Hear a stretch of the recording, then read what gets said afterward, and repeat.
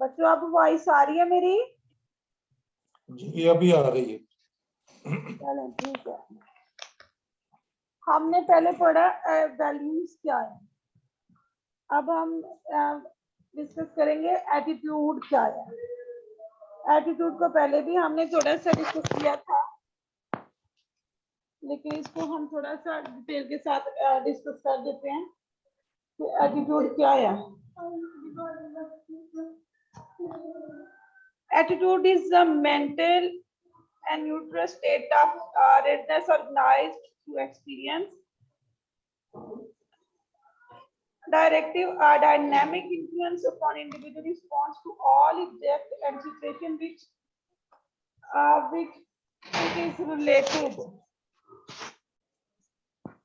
देखिए जैसे फर्स्ट पे ही आपको बताया है कि जो वैल्यूज, एटीट्यूड और जो बिहेवियर है, इन तीनों का आपकी पर्सनैलिटी के साथ बहुत, ये तीनों एक दूसरे के साथ इंटरलिंक करती हैं, लेकिन ये हर एक पर्सनैलिटी एक इंडिविजुअल पर्सनैलिटी के अंदर ये तमाम ट्रेड्स पाए जाते हैं। बेसिकली तो ये पर्सनैलिटी ट्रेड्स है ना, कि जो आपके जो बिलीफ्स हैं, जो आइडियाज हैं, जैसे आपने वैल्यूज करी हैं, वैल्यूज क्या हैं, उसकी टाइप क्या है, ऐसे एटीट्यूड क्या है, किस तरीके से आप इसको किसी भी आपके जो ऐसे कैसे अपनी पर्सनालिटी को आप कैसे रिप्रेजेंट करते हैं।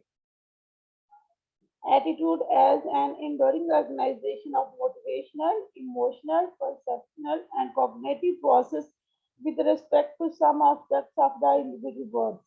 कहते हैं कि देखिए जो एटीट्यूड है किसी भी ऑर्गेनाइजेशन के अंदर, बेसिकली तो पर्सनालिटी साइकोलॉजी की टर्म्स है, लेकिन जब आप कहीं ऑर्गेनाइजेशन के अंदर वर्क कर रहे हैं, कहीं किसी भी ऑर्गेनाइजेशन के अंदर आप इन्वॉल्व है, तो आप कैसे जो आपकी एटीट्यूड है for to work, working conditions, वो क्या है।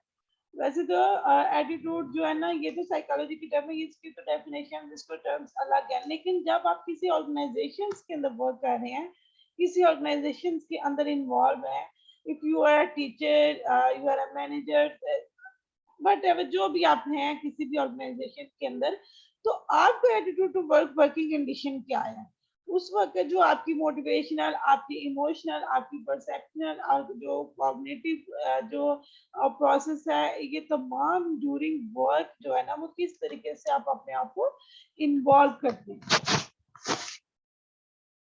Attitude is the tendency or predisposition to evaluate an object or symbols of that object in the certain ways. In effect, attitude is used to generic sense as to what people perceive, feel, and express their views about a situation, object, or other people. Attitude cannot be seen. देखिए कहते हैं attitude को हम देख नहीं सकते, लेकिन जब आपकी personality, एटीट्यूड बेसिकली इनर है ना, बिहेवियर, जैसे पहले भी आपको इस क्वेश्चन के डिटेल के साथ डिस्कशन हुई थी कि जो एटीट्यूड होता है बेसिकली ये इनर होता है, जो आपकी पर्सनालिटी जब आप कोई भी चीज रिप्रेजेंट करते हैं या रिफ्लेक्ट करते हैं, तो ये आपकी पर्सनालिटी को बेसिकली रिफ्लेक्ट करता है। तो इस कंडीशन में बेसिकली ओबी में जो ऑर्गेनाइजेशन जो एटीट्यूड है बेसिकली वो ये है कि जब आपने कहीं काम करना है, तो आप किस हद तक खुद को इन्वॉल्व कर रहे हैं in a working condition.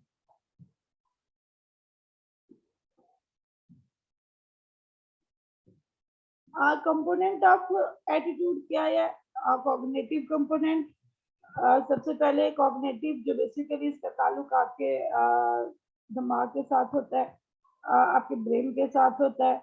Cognitive component of attitude is related to value statement.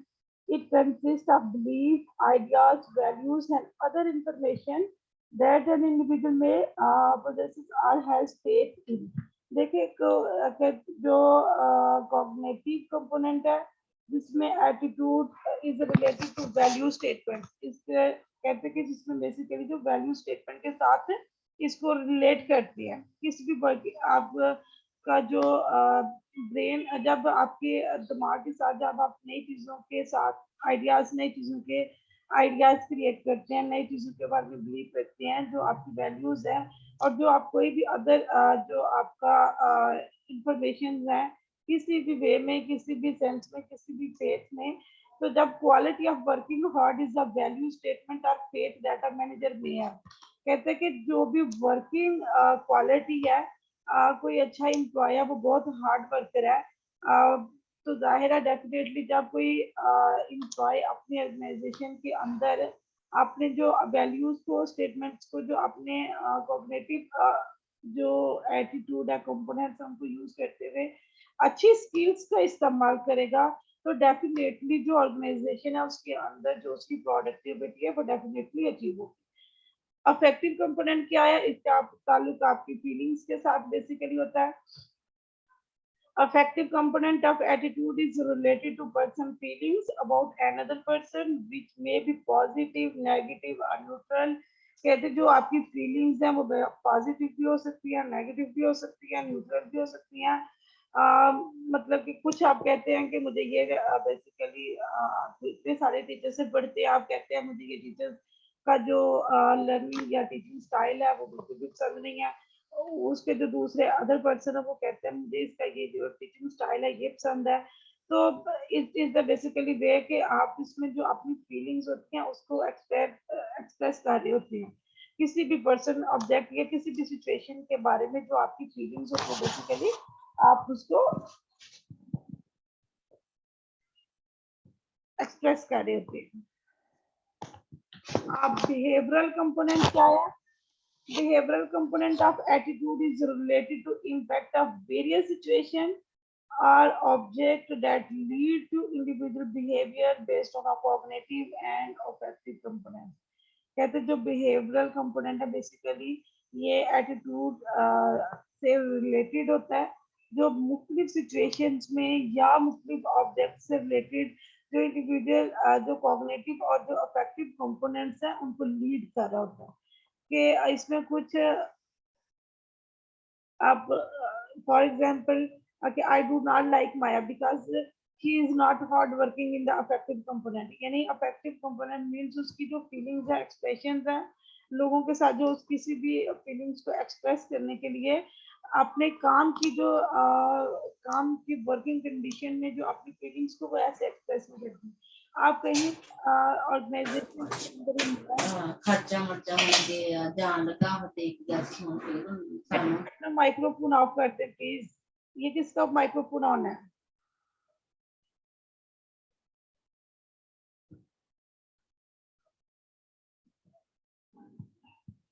साढ़े 500 ਜਦੋਂ ਇਹ ਸ਼ੂਗਰ ਹੁੰਦੇ ਤਾਂ ਅਟੈਕ ਹੋਣ ਦਾ ਮਸਲਾ ਹੁੰਦਾ ਵਾ ਜਿਆਦਾ ਹੋਣ ਲੱਗ ਗਈ ਤੇ ਤਾਂ ਉਹਦੇ ਤੇ ਘਟਦੀ ਨਹੀਂ ਨਾ sugar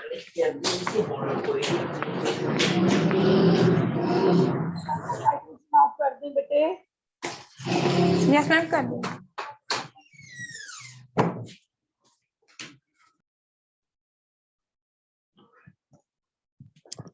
development favourable attitude and good relationship.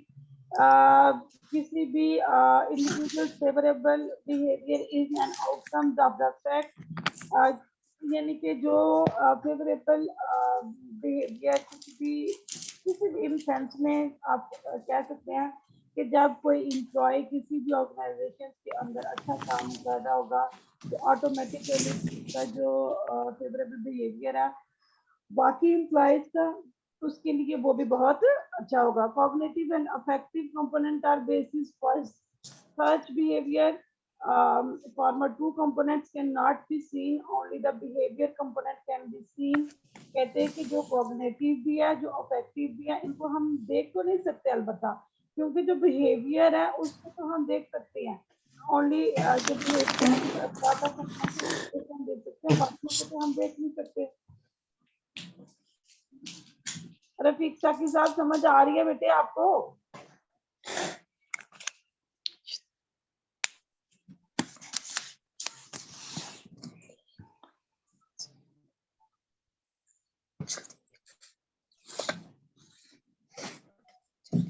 जी अस्सलाम वालेकुम मैम। वालेकुम अस्सलाम। लेट आने पे फाइन होना चाहिए आपको। जी फाइन बिल्कुल अदायगी होगी, लेकिन थोड़ा सा इशू ये है कि अगर आप थोड़ा सा यानी 2-3 घंटे पहले इन्फॉर्म कर दिया करें तो हमारे लिए थोड़ी सी आसानी हो जाएगी। तो क्या कर दिया ज्यादा बेहतर, यानी थोड़ा टाइम पहले अगर इन्फॉर्म हो जाए तो हम अपनी एक्टिविटीज जो है वो पहले से मैनेज कर लिया करें। संडे को भी एक्टिविटीज हैं? होता है बाज़ औक़ात कहीं कोई आना जाना हो या कोई इस तरह की सिचुएशन बन जाती है। जज़ाकल्लाह, नवाज़िश। आज का मौजू बड़ा दिलचस्प है और अच्छा है माशाल्लाह, और ख़ास तौर पे किसी ऑर्गेनाइजेशन में या इदारे में तो ये चीज़ बहुत ही सिग्निफिकेंट है, ख़ास तौर पे एटीट्यूड और बिहेवियर के हवाले से। और मैं इसमें एक ये आपसे थोड़ा सा फैज़ कह लीजिए कि एटीट्यूड और बिहेवियर में बाज़ औक़ात हमें कॉन्ट्राडिक्शन देखने में आती है, क्या ऐसा मुमकिन है? हाँ, जाहिर है। क्योंकि देखें, आप कहीं भी काम कर रहे हैं तो बेसिकली इन दोनों का ताल्लुक तो है, तो आपकी पर्सनैलिटी से ही है ना। ठीक। ये दोनों का ताल्लुक तो आपकी पर्सनैलिटी से ही है। तो जो एक अगर आपका एटीट्यूड आपकी पर्सनैलिटी से मैच कर रहा है तो डेफिनेटली जब आपका बिहेवियर रिप्रेजेंट करेगा तो वो भी आपकी पर्सनैलिटी के साथ मैच करेगा। हम अमूमन देखते हैं कि हमारा जो सबॉर्डिनेट्स होते हैं वो अगर किसी हेड से खुश नहीं है बिलफर्ज उसके स्ट्रिक्ट बिहेवियर की वजह से या कंडक्ट की वजह से, तो जब वो ही जिम्मेदारी एक वक्त आता है उन पे आती है तो उनको भी वैसा ही एक्ट करना पड़ता है। डेफिनेटली देखिए ना, उस वक्त हालांकि उनका जो इंटरनल उनकी अप्रोच होती है वो ऐसी नहीं होती, यानी एटीट्यूड ऐसा नहीं होता, लेकिन जब उनकी जिम्मेदारी यानी वो खुद हेड बनते हैं तो फिर उनको डिसिप्लिन होना पड़ता है, उनको भी रूल्स को फॉलो करना पड़ता है, स्ट्रिक्ट होना पड़ता है। तो ये ऐसा मुमकिन है कि आप एटीट्यूड आपका कुछ हो लेकिन आपको ऑर्गेनाइजेशन में रहते हुए आपको बिहेव कुछ मुख्तलिफ अंदाज से करना पड़े।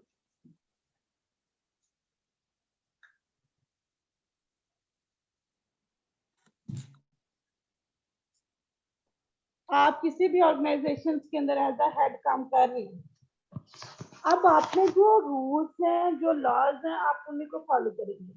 अब आपके बहुत सारे एम्प्लॉयज हैं जो आपकी पर्सनालिटी से थोड़े से, उनका बिहेवियर, उनकी वैल्यूज, उनका एटीट्यूड डिफरेंट होगा।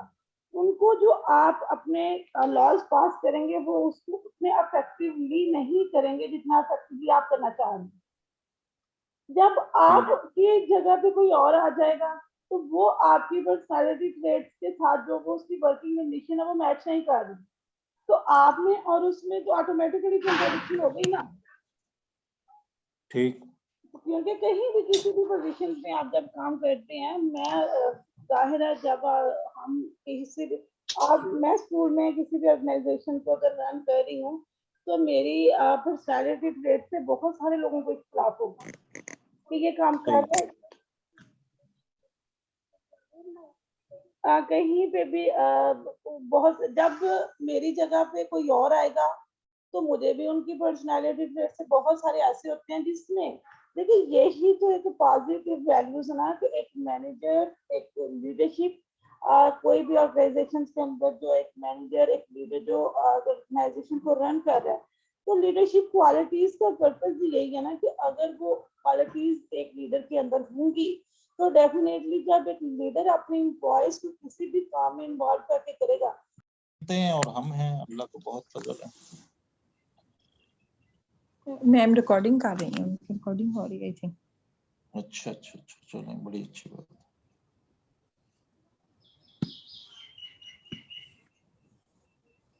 उनका माइक ऑफ है।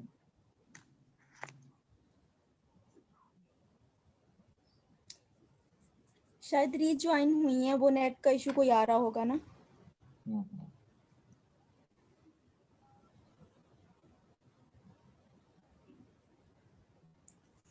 हाँ rejoin हाँ, हुई। बच्चों आपको वॉइस आ रही है?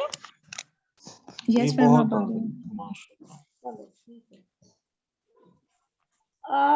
अब ये हमको ये जी आपके लेक्चर में हमें बहुत नशेबो फराज देखने को मिलते हैं। पता नहीं है मेरे साथ ही क्यों है या सबके साथ ही है। नहीं नहीं नहीं, ऐसा नहीं है, आपकी तरफ से ज्यादा वैसे हो रहा है। बहरहाल दुआ है अल्लाह आपको आपकी शान को। क्या इशू है? हालांकि नेटवर्क भी ठीक है, सब कुछ ठीक है, लेकिन फिर भी मेरी वॉइस सब लोगों को क्लियर आ रही है। यस मैम जी आप आ रही ठीक है, हैं। अल्हम्दुलिल्लाह। चलो ठीक है। टाइप्स ऑफ एटीट्यूड कौन कौन सी हैं? ये हमारा जो फर्स्ट टॉपिक था उसमें बेसिकली 3 चीजें थी, value, attitude and job satisfaction. किसी भी वर्किंग कंडीशन में जब आप काम कर रहे हैं, टाइप्स ऑफ एटीट्यूड में जॉब सेटिस्फेक्शन है, ये इन साइकोलॉजिकल टर्म में जब आप किसी वर्किंग कंडीशन में काम कर रहे होते हैं तो उस वक्त जो आपकी ऑर्गेनाइजेशन के अंदर जो आपकी सेटिस्फेक्शन लेवल है वो क्या है। देखिए कहीं पे भी अगर एक एम्प्लॉय है, मैं अपनी ऑर्गेनाइजेशन के अंदर काम कर रही हूँ, तो जब तक मैं अपनी ऑर्गेनाइजेशन में सेटिस्फाइड नहीं हूँ, अपनी वर्किंग कंडीशंस के साथ सेटिस्फाइड नहीं हूँ, तो मेरा एटीट्यूड, पॉजिटिव एटीट्यूड जो अपनी ऑर्गेनाइजेशन के साथ नहीं है, तो मैं कभी भी वो आउटपुट नहीं दूंगी जो बेसिकली एक आउटपुट देनी चाहिए।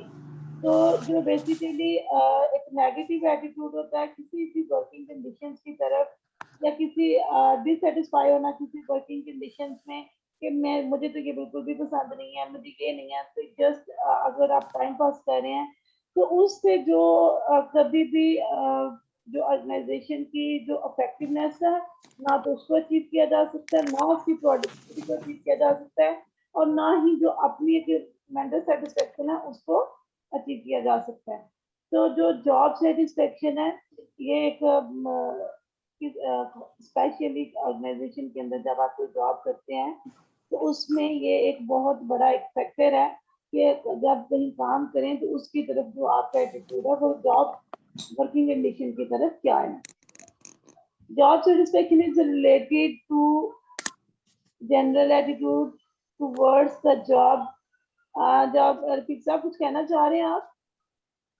जी, मैं इसमें ये कहना चाह रहा हूँ कि हमारे जो नए लोग आते हैं किसी इदारे में या ऑर्गेनाइजेशन में, वो हम देखते हैं आमतौर पे कि बड़े ही एंथुजियास्टिक होते हैं, बहुत डिटरमिन्ड, कमिटेड होंगे, आते हुए इतना अच्छा काम करेंगे और अपने दस्तरस से बढ़ के काम कर रहे होते।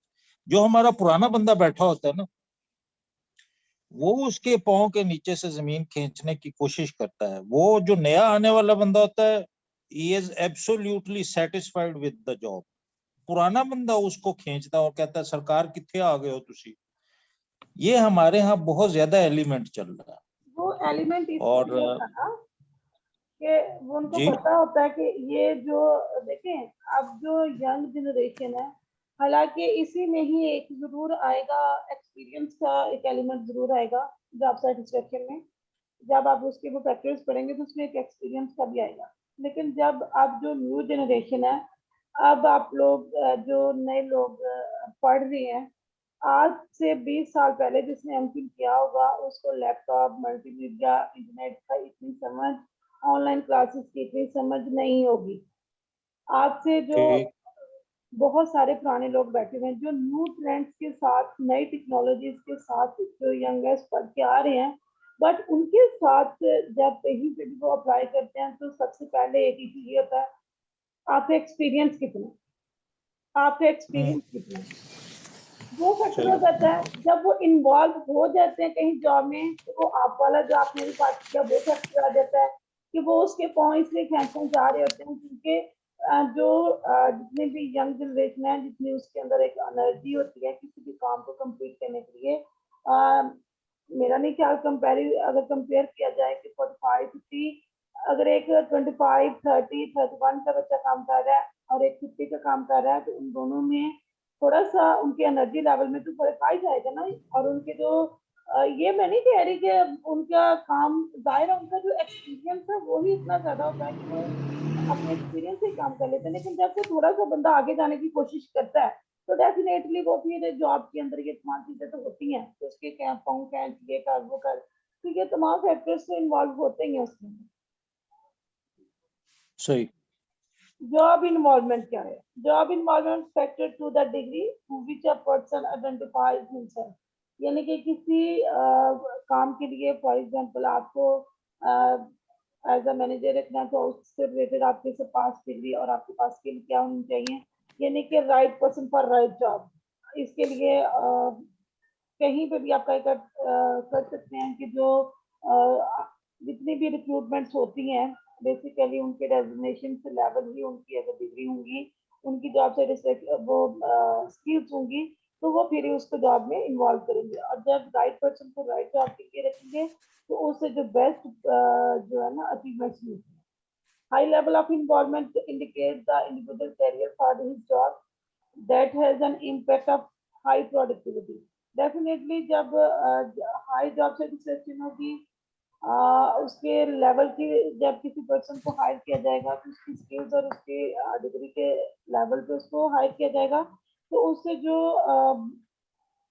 एब्सेंटिज्म है और जो एम्प्लॉयज का टर्नओवर रेट है वो भी कम होगा, क्योंकि जब राइट पर्सन को राइट के लिए आप करेंगे, तो वो डेफिनेटली एम्प्लॉयज उससे बहुत ज्यादा। ऑर्गेनाइजेशनल कमिटमेंट, इससे मेरा थीसिस है। ये इतने बड़े टर्म है ना, इतने ज्यादा इसमें फैक्टर्स इन्वॉल्व है ना, कि जब आपकी किसी काम में कमिटमेंट नहीं है, तो यू आर अ जीरो। आप उस पे जीरो हो। आप कहीं से किसी काम में, किसी मीटिंग में, किसी वर्किंग, आप किसी के साथ काम कर रहे हैं, अगर आप उसमें आपकी जो कंडीशन है वो जीरो, आपकी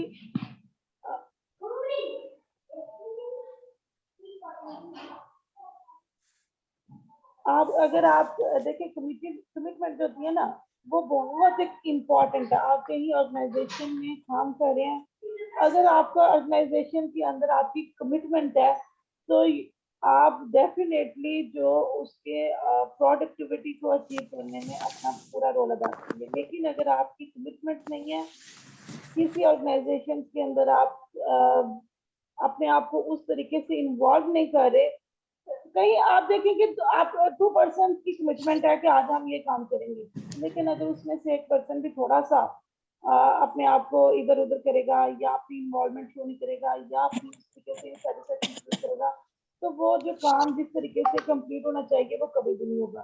तो इसलिए जो कमिटमेंट है, स्पेशली जब आप किसी ऑर्गेनाइजेशन में काम कर रहे हैं, आप सारे टीचर्स हैं, सारे उसमें से बहुत सारे हेड्स भी हैं, तो जो आपकी कमिटमेंट है आपके ऑर्गेनाइजेशन के साथ, वो एक बहुत इंपॉर्टेंट रोल प्ले करते हैं, बहुत इंपॉर्टेंट। एटीट्यूड एंड कंसिस्टेंसी, क्या है इसका मतलब? कंसिस्टेंसी क्या होता है? तसलसल। तो एटीट्यूड में कंसिस्टेंसी क्या है? ये नहीं ना होना चाहिए कभी कुछ कभी कुछ। हाँ, आपकी जो अप्रोच है वो एक जैसी रहनी चाहिए। एक जैसी होनी चाहिए। देखिए आप किसी जब आप लोगों के एटीट्यूड्स और जो उनके बिहेवियर्स में कंसिस्टेंसी हो ना, तो उनकी जो पर्सनैलिटी है वो ऑटोमेटिकली ग्रो करेगी। उनकी यानी इसकी हम मिसाल ये ले लेते हैं कि एक आदमी वो एक हफ्ता तो वो बहुत ही ज्यादा टाइम दे रहा है ऑर्गेनाइजेशन को, बहुत काम कर रहा है, मेहनत कर रहा है और ओवर द टाइम जा रहा है, और फिर एक वक्त ऐसा आता है कि उसका रवैया ये हो जाता है सानू की। तो ऐसा नहीं होना चाहिए। ऐसा नहीं होना चाहिए। जाहिर है कंसिस्टेंसी होगी तो ही किसी काम में। कॉग्निटिव सॉरी एक मिनट,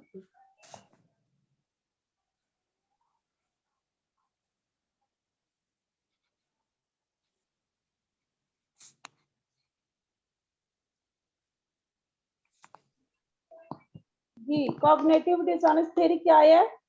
बेसिकली इसमें ये 1950s में ये बेसिकली जो कॉग्निटिव डिसऑनेस्ट थ्योरी की गई थी।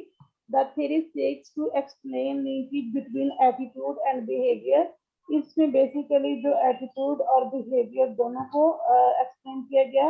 We have often observe workers saying that working condition and organization का वर्क कहते हैं। अक्सर बात हम ऑब्जर्व करते हैं कि ऑर्गेनाइजेशन के अंदर जो वर्किंग कंडीशन है वो मतलब कि जो एम्प्लॉयज की वर्किंग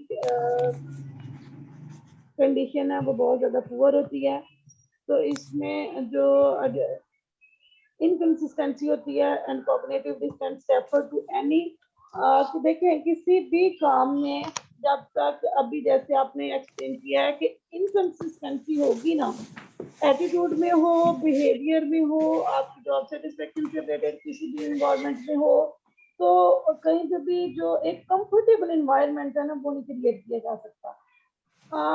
जाहिर है किसी भी फॉर्म में अगर inconsistency is the uncomfortable and individual attempt to reduce उसमें डिस्कम्फर्ट। आप डिस्कम्फर्ट डेफिनेटली तभी होंगे जब आप किसी चीज में आपको अपने आप को पॉजिटिवली इन्वॉल्व नहीं करें। जब तक आप पॉजिटिवली ऑनेस्टी से अपने आप को अच्छे से रिकमेंड नहीं करेंगे किसी भी काम में, इसको माइक्रोफोन आना है।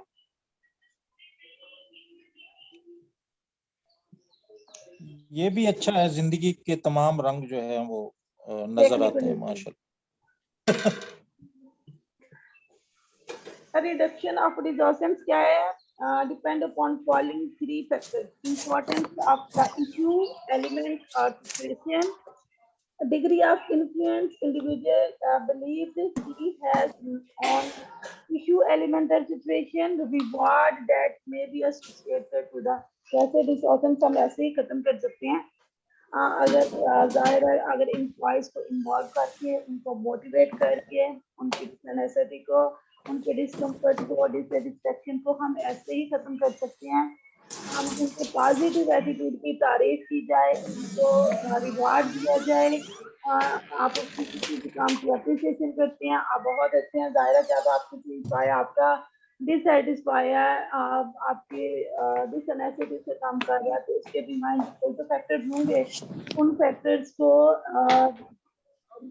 क्रिएट करके उनको फाइंड आउट करके उनको मिनिमाइज करने की कोशिश की जाए ताकि रिवार्ड से, एप्रिसिएशन से, अगर आपका एम्प्लॉय अगर इन्वॉल्व नहीं है आप उसको अपने साथ रखेंगे, आए ये काम करते हैं, आप बहुत अच्छा काम करते हैं, आप उसको इस तरीके से भी करेंगे। अगर सिर्फ फिटनेस कहीं पे खाना जरूरी है तो वो भी बहुत जरूरी है। देखिए अभी कल का ही मैं एक स्टेटस पढ़ी थी तो वो कहता है जिस कौम में पुलिस एसओपीज को फॉलो करवाने के लिए फौज को तलब किया जाए तो वहाँ पाकिस्तान के जो असातिज़ा है मार के बगैर बच्चों को पढ़ा रहे हैं तो उनको स्नाबिश किया जाए। डेफिनेटली वैसे बात तो बनती है ना। ये रीजनेबल है ना कि देखें जो इस टाइम इस सिचुएशन में जो टीचर्स कहते हैं मार नहीं खाते, तो उस कंडीशन में भी वो लोग हैं जो एक बाहर इतना उनका अनएथिकल बिहेवियर है ना किसी चीज के बारे में, इतनी क्रिटिकल कंडीशन में भी वो अपने आप को ऐसे शो करते हैं जैसे पता नहीं क्या है। तो उसके लिए फिर सख्ती करनी पड़े और स्कूल में कह रहे हैं मार नहीं प्यार होना चाहिए, तो फिर ऐसे टीचर्स को नाम तो देख करना ही चाहिए ना। ये बिल्कुल। अच्छा, उज़मा साहिबा से गुजारिश है कि वो अगर माइक अपना ऑफ कर दें प्लीज। सर माइक उस्मा माइक्रोफोन ऑफ कर दे, अभी तो अफ्तारी में बड़ा टाइम पड़ा हुआ। जी बंद हो गया, थैंक यू। पहला था हमारा वैल्यू दूसरा था हमारा एटीट्यूड, और इसमें जो थर्ड था वो था हमारा जॉब सेटिस्फेक्शन। जॉब सेटिस्फेक्शन क्या है? अच्छा मैम, एक प्लीज क्वेश्चन आ गया। जी जी। ये जॉब सेटिस्फेक्शन इतना बड़ा टॉपिक या सब्जेक्ट आ गया है कि अब मैंने देखा है पिछले कुछ अरसा से कि इसके ऊपर इतनी रिसर्चेज हुई हैं। इसकी क्या वजह? ये इम्पोर्टेंट है या ये आम और आसान है? इसकी क्या वजह? देखिए, इम्पोर्टेंट भी है, और इस पे इतनी रिसर्चेज अब हो चुकी है ना, मोस्टली कि जी इतनी जी। रिसर्चेज इस पे हो चुकी है ना कि अब मोस्ट लोग इसको रिकमेंड नहीं करते। लेकिन सही। ये with the passage of time हमारे साथ एक एलिमेंट है, और बहुत ही इम्पोर्टेंट एलिमेंट है। सही। आपके साथ आपने कहा कि ये रिसर्चेज हो चुकी हैं, नो, अब जी आप जॉब में इन्वॉल्व हैं। तो जब आप जी। जॉब में इन्वॉल्व हैं, तो आपकी जो, जब तक आपका जो जॉब सेटिस्फेक्शन लेवल ही नहीं आपके पास, आप उसको अचीव कर सकेंगे, आप कैसे किसी ऑर्गेनाइजेशन को रन कर सकेंगे? सही। वो मोस्टली वही लोग ये टॉपिक को, इस रिसर्च को चूज करते हैं जो किसी ऑर्गेनाइजेशन के अंदर वर्क कर रहे होते हैं। तो वो इसीलिए पूछते हैं कि क्या एम्प्लॉयज अपनी जॉब के साथ सेटिस्फाई हैं, अपनी ऑर्गेनाइजेशन के साथ सेटिस्फाई हैं, अपने एम्प्लॉयज के साथ सेटिस्फाई हैं, जो कुछ उनको फैक्टेड, जो कुछ उनको रिवार्ड मिल रहे हैं, क्या उसके साथ सेटिस्फाई हैं। तो बेसिकली सही। इसके ऊपर लोग राय अपनी की ज्यादा लेना चाहते हैं। देखिए, जो न्यू चेंजेस तो होते रहते हैं ना, आपके पास भी बहुत सारे नए एम्प्लॉयज आए होंगे, किसी और ऑर्गेनाइजेशन में भी बहुत ज्यादा एम्प्लॉयज आए होंगे, तो फिर वो अपनी राय को इस्तेमाल करते हुए कि लोगों की इसके बारे में क्या राय है। मैं पूछना चाहती हूँ कि जनाब, आप अपने जॉब के साथ कितना सेटिस्फाई हैं? तो उसके ऊपर मैं रिसर्च कर लेती हूँ। बहुत ज्यादा इसके ऊपर इतनी ज्यादा रिसर्चेज हो चुकी हैं कि आप खोल के देखें, हर फैक्टर्स के साथ मोस्टली जॉब सेटिस्फेक्शन को जरूर इन्वॉल्व किया होगा। सही। आपकी जॉब इन्वॉल्वमेंट के साथ, आपके फिटमेंट के साथ, आपके ऑर्गेनाइजेशन सपोर्ट के साथ, आपकी परफॉर्मेंस के साथ, आप कितने सारे इसके फैक्टर्स हैं जिसमें जो आपकी जॉब सेटिस्फेक्शन का फैक्टर है वो जरूर इन्वॉल्व है। तो जॉब सही। सेटिस्फेक्शन जो बेसिकली है, इसमें बहुत सारे एलिमेंट्स हैं। देखिए, किसी भी ऑर्गेनाइजेशन में जब आप काम कर रहे होते हैं, तो उसके अंदर जब आपको कोई आपको रिवॉर्ड दिया जाता है, आपके जो जॉब में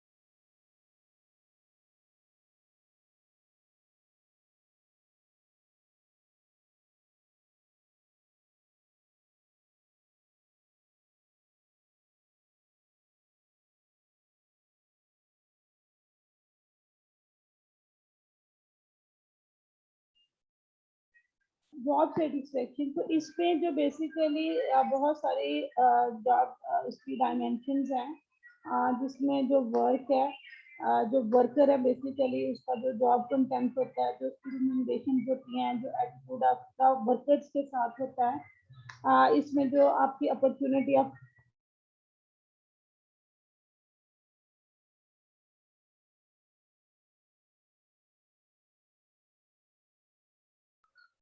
जिसमें बेसिकली जो अपॉर्चुनिटी आपका ग्रोथ है, that job is able to provide a term आपका प्रमोशन, जिसमें आपकी प्रमोशन है।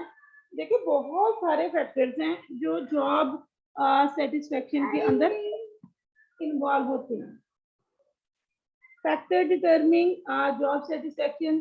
देखिए, अब आप जॉब सेटिस्फेक्शन के ऊपर जब कोई परफॉर्मा बना रहे हैं, तो सबसे पहले आप इसमें इतने सारे जो फैक्टर्स हैं, वो आप इन्वॉल्व कर लेंगे। 4-5 भी कोई भी फैक्टर्स ले लेते हैं, कोई जॉब कॉन्ट्रैक्ट में लेते हैं, उसमें जॉब आपका जो रिवार्ड सिस्टम है, आपकी जो रिम्यूनरेशन है, आपका कलीग्स के साथ जो रिलेशनशिप है वो कैसा है, मीन्स के बहुत सारी ऐसी चीजें हैं जो जॉब सेटिस्फेक्शन के अंदर इन्वॉल्व होती हैं। वर्क कंटेंट क्या आया? Content of the work itself is the major source of satisfaction. The work must be challenging. It should. अभी हमारे 2 हाफ्स हुए हैं बच्चों।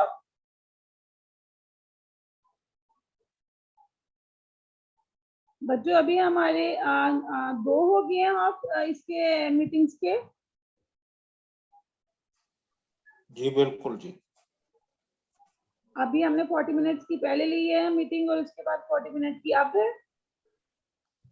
अब तीसरा आएगा अगर इसमें ब्रेक करते हैं। अभी नमाज पढ़ लें अगर हो जाए तो बेहतर। क्योंकि 2:30 तो हो गए हैं तो नमाज का टाइम गुजर रहा है, पहले नमाज पढ़ लें, ठीक है। जी जज़ाकल्लाह। तो अब वापसी कितने बजे होगी? वापसी फिर 40 मिनट का रख लेते हैं। चलें जज़ाकल्लाह। नवाज़िश। अभी मैं मैसेज कर दूंगी आपको 40 मिनट का रख लेते हैं। ओके बच्चों, की अमान अल्लाह। वैसे भी मीटिंग एंड होने वाली है। फिर जॉब सेटिस्फैक्शन